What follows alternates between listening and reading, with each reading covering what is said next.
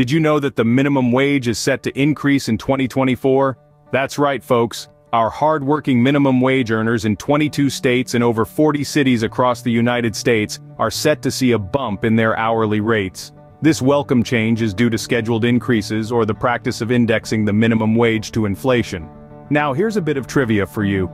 As of the first day of the new year, 7 states along with the District of Columbia will have minimum wages of $15 or more. Leading the pack with the highest state minimum wage is Washington State, boasting an hourly wage of $16.28. Hot on its heels is sunny California with a minimum wage set at $16. But what is behind this push for a wage increase, you ask? Well, it's about addressing the loss of buying power for our minimum wage workers and ensuring they earn a living wage. As we see, the push to increase the minimum wage is largely driven by the need to address the loss of buying power for minimum wage workers and to provide a living wage. But with this new increase, is it enough to survive in the current economy? Well, when we take a closer look, the reality may surprise you.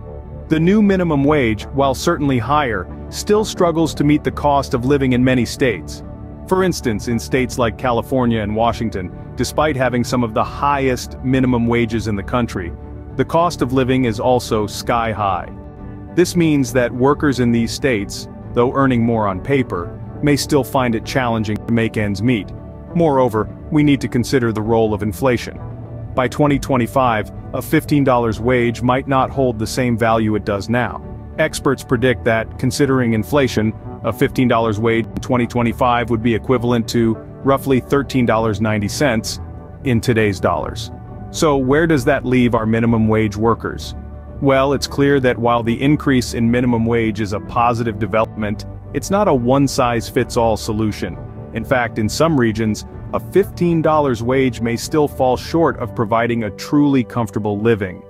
Thus, while the increase in minimum wage is a step in the right direction, it may not necessarily equate to a comfortable living wage in all states.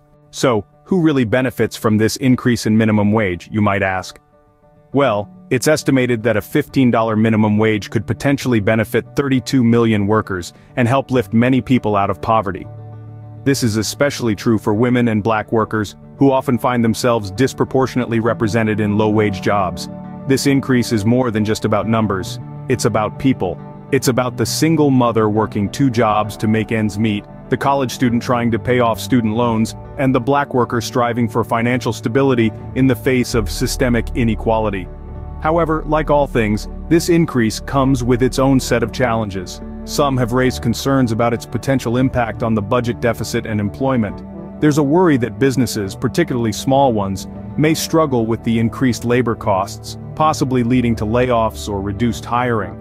Some senators have expressed hesitancy about the increase, suggesting that the conversation around minimum wage is a complex one, with no one-size-fits-all solution.